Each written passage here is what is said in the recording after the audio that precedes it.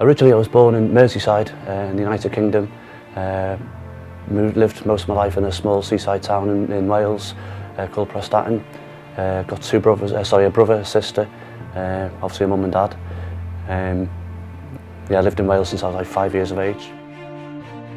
I remember it quite vividly. People have said to me since then, "Oh, you don't really remember what happened to you when you're 6 years of age," but I remember it vividly. I was in a Catholic school and there was a young lad there that, for whatever reason, took a dislike to me. He called me a foul name, he called me a spaz, punched me in the face and then spat in my face. And I remember from that minute onwards, I just felt like a victim. Until I was like early 20s, I just felt like a victim. Anyone who wanted to have a pop at me, I had a difficulty looking at people in the eye. Any conflict I would avoid, just became a complete victim. I just got absolutely tired of not being able to stand up for myself, of letting people walk all over me, of being a doormat. And I was lucky around about this time, 15, 16, my sister started dating a guy who was a local karate instructor. He was a black belt, and he took me under his wing and he introduced me to Shotokan karate, and I took to it. It was from the first lesson I thought, this is what I want to do. This is going to break the mold. This is going to stop me being a victim. We'd been living together for a few years and we were really happy, and then after we sold the business, and then we started having the trouble when we sold the business next door, and everything changed really fast. We were worried about coming home at night. Every week there was a new drama, new anxiety. We were worried about the children being at home every day. I remember my dad being ill, being on the couch and things like that, and coming home from school and him being there. I remember that. I remember the dogs, the attack dogs from next door, the drug dealers. They had them in our garden. As we drove home, we were always wondering what was going to happen, but we just stuck together and we got over it, and we helped each other out, and we still had some days that were fun, when we were at home.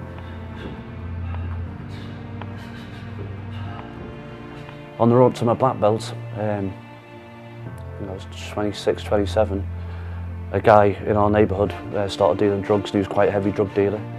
Him and I had a falling out over that and other issues. And for 3 years I battled to keep my family safe. I had 2 young children. He had a particularly nasty crew around him.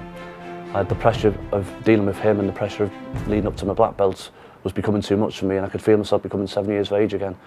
And I had that doubt in my mind where when people say to you, people used to say to me, "Who are you to be a black belt?" or "Who are you to be a karate instructor?"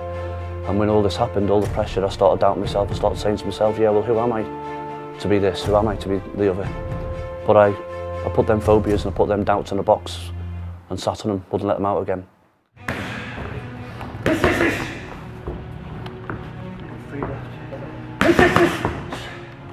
Hope.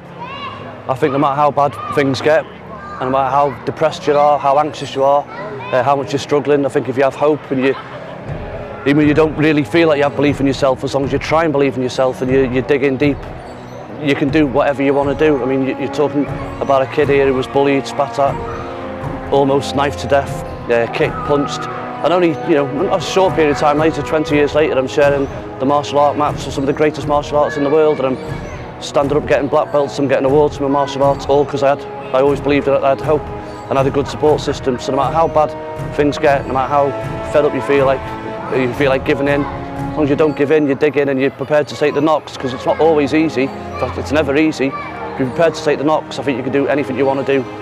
Write, paint, sculpt, dance, sing, anything, as long as you've got hope. And that's what I want people to take away from this film, is that the hope that they can achieve whatever they want to achieve.